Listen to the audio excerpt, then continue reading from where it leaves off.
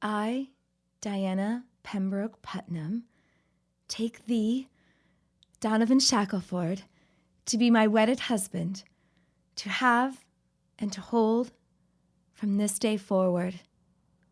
For better, for worse, for richer, for poorer, in sickness and in health, to love and to cherish, till death do us part. Annex, the continuing story of a peculiar bend in the avenue. Traffic goes north, traffic goes south. The streetcar runs between. And all we can do is try to keep up.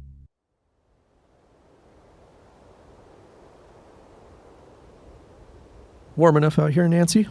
Sweltering. I just saw a camel go past, in fact. You know, Jake, Donovan and Diana's wedding really is best experienced from your family's garden. Garnet's presence alone guarantees it's icier inside that house than it is out here along Delaney Avenue in midwinter.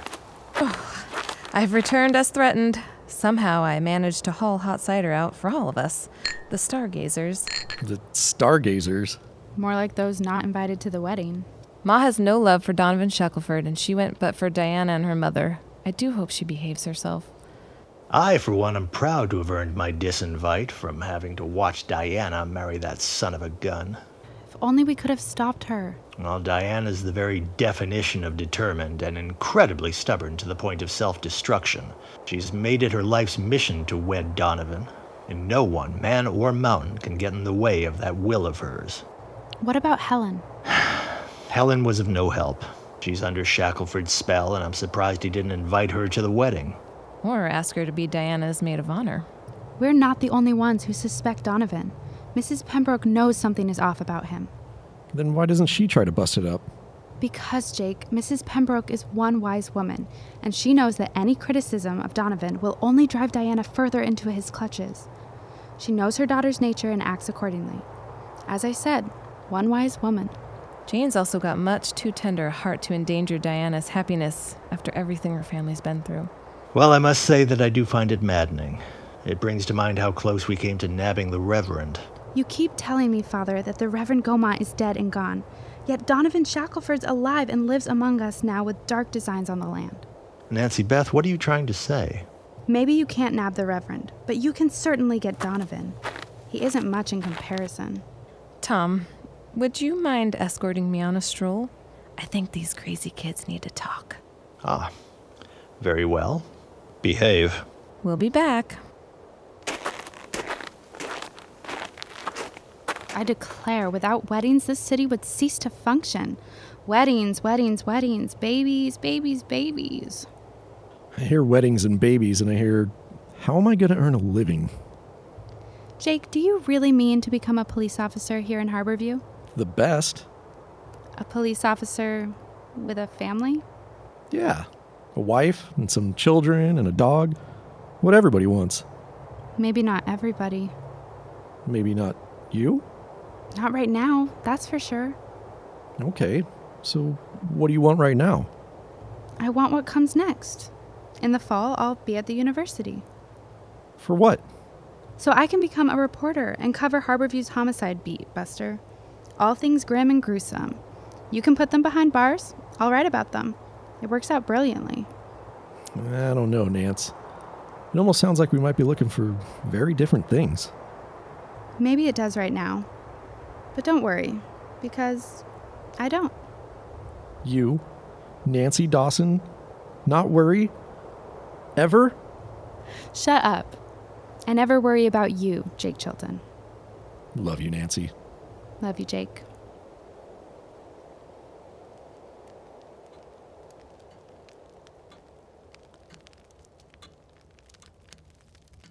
Helen, it's your play. My what? Play your cards, Helen. Of course. I'm sorry. There, dear. Poor lamb. There. What's with all this clucking at Helen's expense? Your mind just isn't here with us playing bridge. Where is it? Washougal? It's up the avenue, just a block away, at the wedding of Donovan. To Diana. We don't judge you. How refreshing. No, really.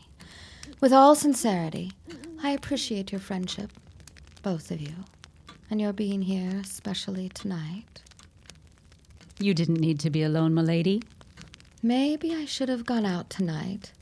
Why torment myself being so close to the ceremony? Not to mention the reception. At least they've had a poor turnout. It's because of all the snow and the ice they're calling for by morning. Anyhow, I better get used to it, given my living situation here. So I figured, why not stay home and entertain new friends and let everything else go hang? What do I have to lose? Your damn mind. You're not right for bridge right now. Let's take a break to sip some gin and talk some trash. Who do we start with? Diana Pembroke. What do you two know about her? She's beloved, but there's a story. She gets angry very quickly.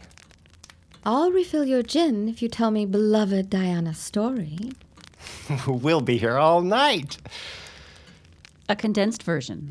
All of this land belonged to the old Reverend Gaumont. I've heard the name. Part of the land was sold off to Henry Pembroke, God rest his soul, to grow his lilacs. It was war. The old man wanted his land back, and there was a blood feud. A vendetta. It had a casualty, Sophie Pembroke. What happened to her? She died. Fell off a cliff, close by here, practically in your backyard. They suspected the Reverend might have had something to do with it, but he died before he could be dragged into the courtroom in chains. And then there was Diana's first marriage, to some divorced fella back east. He came and went. They didn't make it 6 months before he croaked. It sounds like Dirty Diana had a body count. They called it a heart defect, but of course, there was talk. There always is. The whole thing being very hard on the Pembrokes. Mr. Pembroke only outlived the Reverend himself by about 6 months. He developed heart trouble and dropped dead while walking his lilacs. The grief and strife of the previous year killed him. His widow, Jane, has taken so much heartache on her shoulders. How long does old lady Pembroke plan to run the lilac farm? Surely Diana has no mind to take over the family business. Time will tell. You know, I remember being out on Delaney that day. What day? The day the old Reverend went, 2 years ago. I was headed north when I passed the Gaumont farm. I saw a fancy-looking man out on the porch, and he was giving everything a good once-over. Only now do I recognize that man. That's it. That's what? That man on the Reverend Gaumont's porch was Donovan Shackelford. Donovan? That was him at the Gaumont farm that day the old man passed, a good year before he ever met Diana. What did he want at the Reverend's bedside? I presume you aren't planning to share this remembrance with Tom Dawson. That stick in the mud? Forget it. You held out on me. I just made the connection. Well, my newfound friends, let's not run wild with this. Think of the harm it could do to Donovan's reputation. He's still my boss, and I'd know if he were running some vast crime empire. Wait! You live across the street from your boss, and he's your boyfriend, and he's getting married over there as we sit here? You got it. Lord.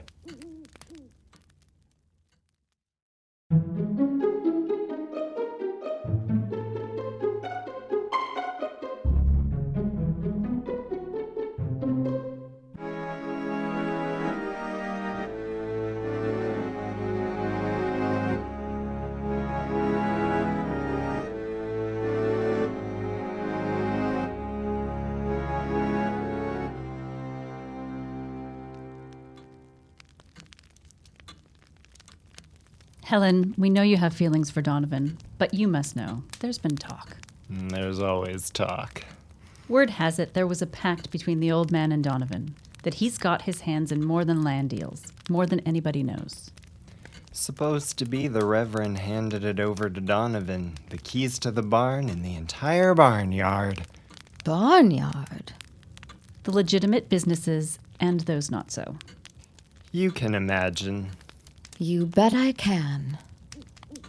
Here, dears, have a little more gin to keep the blood warm on a winter's night. There you are. And you. Bottom line, Helen, Donovan's running the Reverend's old game. Down in the city and out here, too. Be careful, Helen. The Reverend's underworld is nothing to play around with, and it can corrupt. Too late. I'm not a violent person, but in the name of self-defense, I once shot someone. Who? The Reverend Gaumont. You shot the Reverend Gaumont? And I feel so badly about it.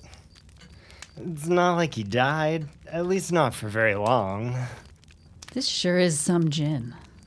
What else do they say? And sip your gin, dear heart. I know you've been here for ages and must know the story half by heart. Tell Helen what happened.